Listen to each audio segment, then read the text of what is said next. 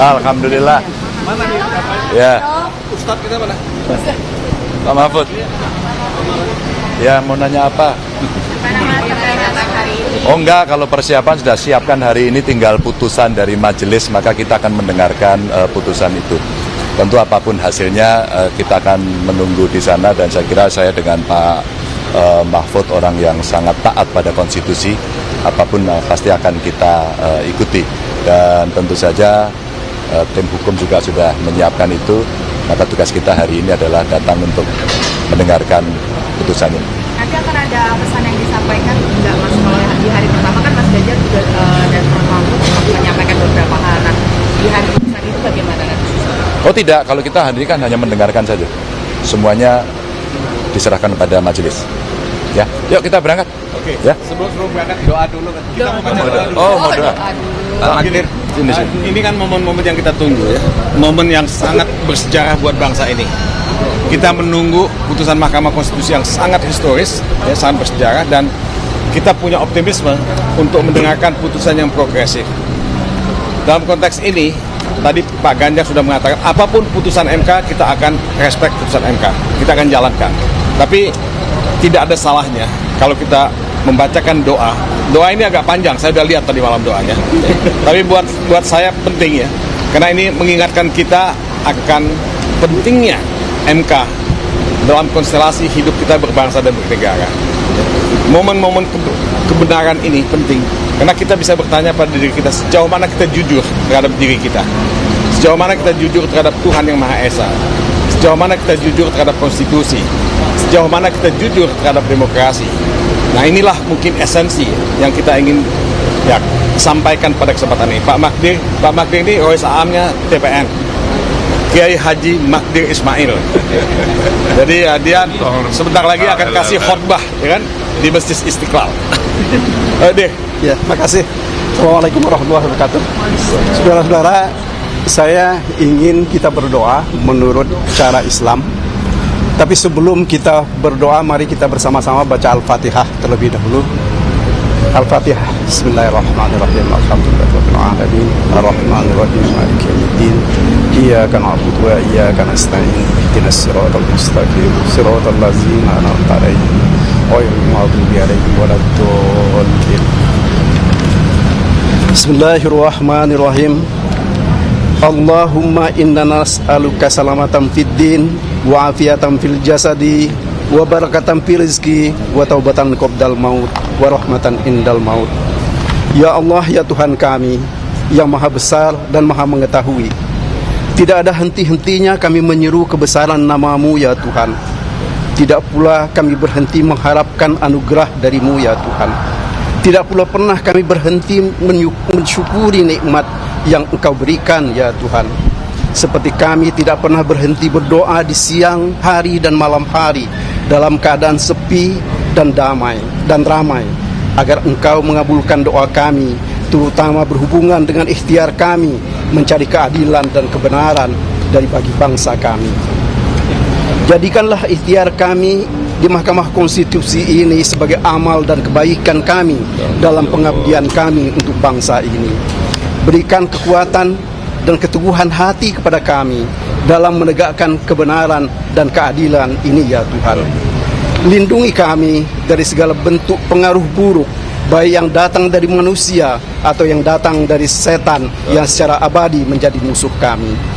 Ya Allah, ya Tuhan kami, hanya Engkau yang bisa memberikan petunjuk kepada hakim-hakim di Mahkamah Konstitusi yang mengadili perkara kejahatan pemilihan umum yang dilakukan oleh sebagian orang yang beritikat buruk dalam mempertahankan kekuasaan untuk dirinya sendiri, kelompoknya atau keluarganya. Terangkan pikiran dan bersihkan hati mereka ketika dalam memutus kejahatan pemilihan umum yang dilakukan oleh segelintir dari bangsa kami yang tamak dan meninggalkan hukum dan etika dalam menjalankan demokrasi. Jauhkan mereka dari sikap tamak terhadap kekuasaan. Jangan pula Engkau jadikan mereka sebagai orang-orang yang takut dalam menegakkan kebenaran dan keadilan. Bukakanlah pintu hati mereka bahwa tanggung jawab mereka bukan hanya kepada pemerintah atau kepada Mahkamah Agung atau kepada Dewan Perwakilan Rakyat, karena mereka dipilih dan mewakili ketiga lembaga itu. Tetapi mereka harus bertanggung jawab terhadap seluruh bangsa Indonesia sekarang dan masa yang akan datang, dan akhirnya akan bertanggung jawab terhadapmu di hari akhir, ya Allah.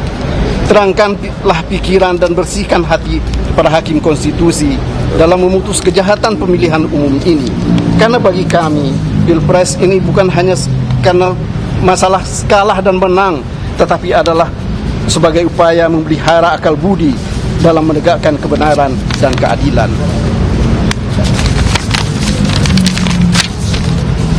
Bukakanlah pintu hati dan pendengaran para hakim konstitusi untuk memahami bahwa Pilpres 2024 bukan untuk menegakkan kekuasaan yang hendak dibangun oleh tirani atau membangun dinasti, tetapi adalah upaya menegakkan demokrasi yang telah direbut dengan darah dan air mata bangsa ini. Tunjukkanlah kepada mereka, sekecil apapun kejahatan itu adalah tetap kejahatan, dan kejahatan itu selalu mendatangkan kemudaratan. Bukakanlah pintu hati mereka yang secara sengaja melakukan kesalahan untuk bertobat dari kejahatan yang telah mereka lakukan karena telah memutus perkara nomor 90 tahun 2023. Berikanlah terang kepada mereka bahwa demokrasi di negeri ini telah dibajak oleh orang-orang yang tidak pernah berbuat dalam melawan kesesatan dan kejahatan di bumi pertiwi ini.